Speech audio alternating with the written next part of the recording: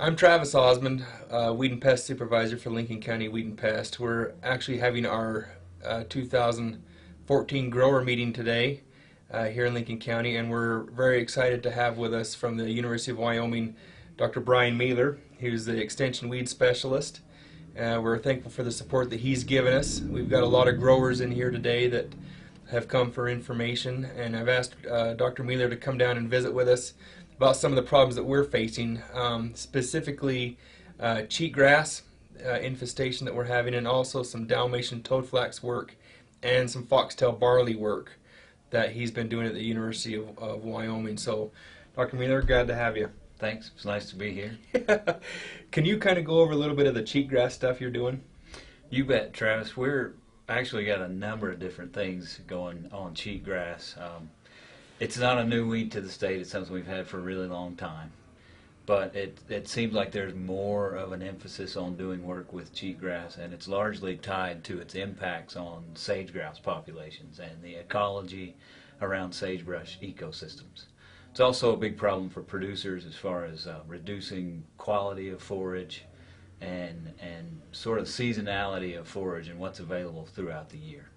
And so we're doing a number of things as far as working on a prioritization across the entire state to figure out where it's a problem, where it's most severe, where there are opportunities that exist for us to kind of do some work and make some improvement. We're also looking at methods for preventing cheatgrass introduction into areas that it doesn't already occur. So it's a common contaminant in some of the seeds that we use when we're reclaiming sites that have been disturbed, and we're trying to capitalize on biological differences to remove it from those reclamation seed lots.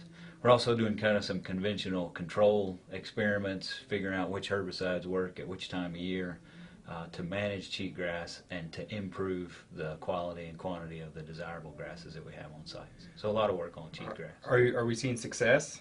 You know, we're seeing some short-term success. We're able to get relatively predictable management and reduction for 2 to 3 years, but we know that after that period we're going to have reinvasion of cheatgrass. And so we're also looking at some grazing management strategies that we can use to try to not just use chemical methods, but also encourage people to try different grazing practices to reduce cheatgrass and maintain the health of their perennial grasses. Yeah, I know coming from where I'm from, cheatgrass is a big problem. Mainly fire, right, and loss of vegetation and that sort of thing. Any other bad grasses that we need to be concerned with in this area? You know, absolutely. And Travis, you'll be familiar with one of them very well.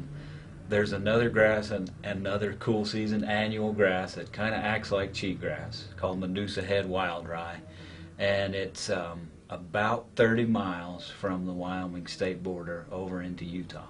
It was just found in Montana this year.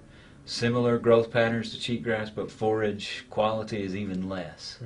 Livestock can get some decent grazing out of cheatgrass early, but with Medusa head, it's got such a high silica content they pretty much avoid it even before it goes to seed. So that's one that we need to watch out for. In these areas where we have a changed fire regime, when cheatgrass becomes a problem, it's actually more susceptible to invasion by some of these other weeds.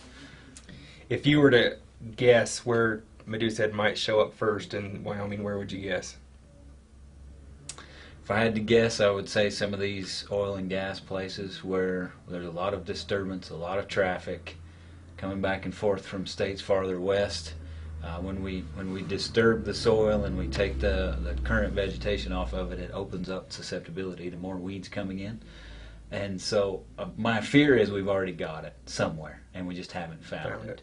And so for us to have a really high leverage approach, if we can find it before it becomes well established and control it, then we'll be able to reduce those impacts a lot better.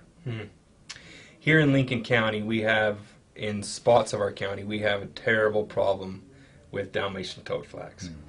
And last night you scared me even more because we have Dalmatian toadflax in close proximity to yellow toadflax.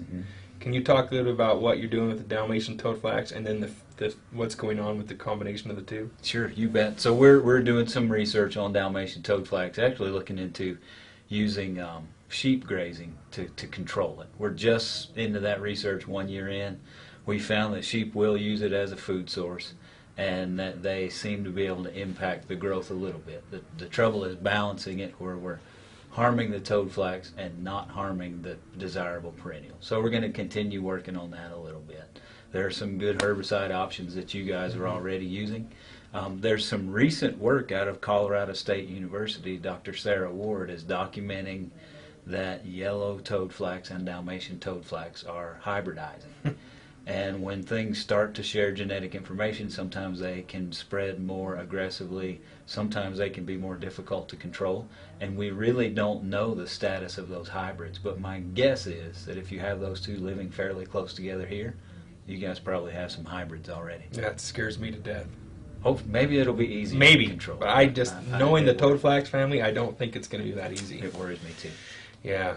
Well, it sounds like weed control is progressing across the state. It's always a fun field to be in. It's ever changing. It is. We're always trying new things, and the bottom line is we're trying to help the growers of Wyoming be more successful and get the most production they can out of their ground. So Exactly. anyway, again, we're thankful to have Dr. Brian Mealer here with us from the University of Wyoming. He's here in Lincoln County today, and we're fortunate to have him.